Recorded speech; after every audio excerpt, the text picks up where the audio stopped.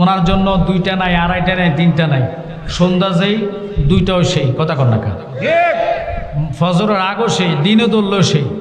আল্লাহ আমার ভাইকে এত উপরে উঠেছেন নবীজির খাতিরে, আল্লাহর রসুলের তাকরির করার কারণে, সুন্নিয়তের জন্য আমাদের এটা একটা আইডল, কথা কন না কেন? তাহিরি ভাই একটা ব্যান্ড, ওনার প্রশংসা না, ওনার প্রশংসা এই জন্য করতেছি, একটা মানুষ বর্তমানে যার কলিজে বিন্দু পরিমাণ ভয় নাই, কথা কন ঠিক কিনা?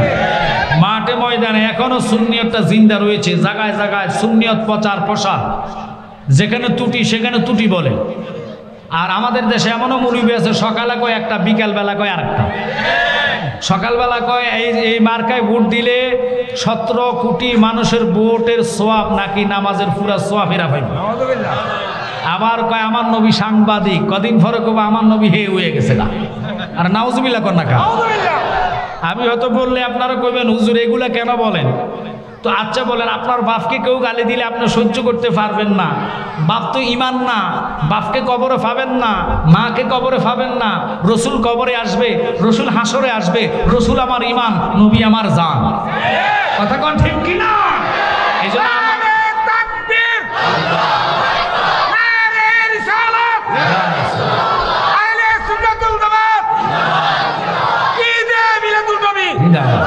আলহামদুলিল্লাহ, শুকুর। অনুরোধ থাকবে আপনাদের প্রতি আবারও, যারা রাস্তাঘাটে বা এখন এসে ভিতরে ঢুকবেন, এই জায়গা নাই, এবার বুঝে নেন ভাই মুরাদ সাহেব আসলে আরও মানুষ হবে, তাহিরি ভাই আসলে তো কোনো কথাই নেই।